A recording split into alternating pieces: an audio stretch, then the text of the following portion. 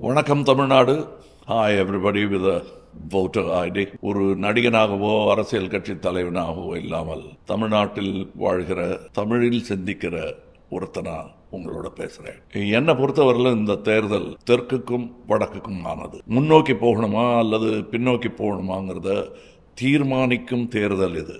இன்னும் சுருக்கமா சொல்றதா இருந்தா, தமிழ்நாட்டின் எதிர்காலம் குறித்த முடிவுகள் சென்னையில் எடுக்கணுமா இல்ல டெல்லியில இருந்து சொல்லி விட்டு நமக்கு செய்தி வரணுமா அப்படிங்கறத தீர்மானிக்கிற தேர்தல். கடந்த 5 ஆண்டுகள்ல தமிழ்நாட்டில் கொண்டு வரப்பட்ட திட்டங்களால் தமிழ்நாடு அனைத்து துறைகளிலும் முதலிடம் வகிக்கிறது. திராவிட மாடல் அரசு செய்திருக்கும் சாதனைகள். திரு மு.க. ஸ்டாலின் மீண்டும் தமிழ்நாட்டை ஆளும் தகுதி படைத்தவர் என்பதையே உறுதி செய்கிறது, காட்டுகிறது. அன்று பெரியார் நமக்கு சுயமரியாதையை தந்தார். அண்ணா அதற்கு அரசியல் குரல் தந்தார். கலைஞர் தன் அறிவாலும் உறுதியாலும் தமிழ் அடையாளத்தை காத்தார்.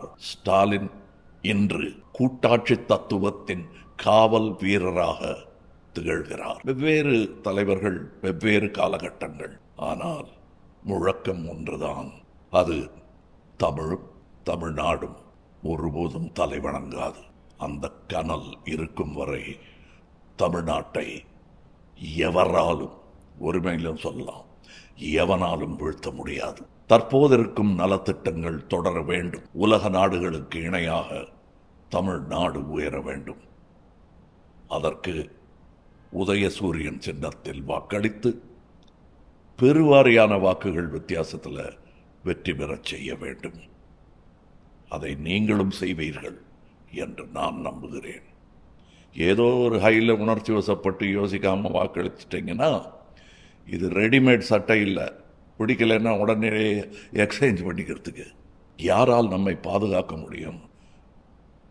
யாரால் நம்ம உரிமைகளுக்காக போராட முடியும்? யாருக்கு உண்மையிலேயே அந்த எண்ணம் இருக்குது அப்படிங்கிறத யோசித்து உணர்ந்து வாக்களிப்பது அவசியம்.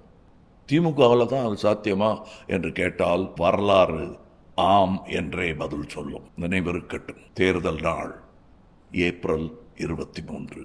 ஏர்லி மார்னிங், அதிகாலையிலே வாக்குச்சாவடிக்கு சென்று ஜனநாயக கடமையை ஆற்றுங்கள்.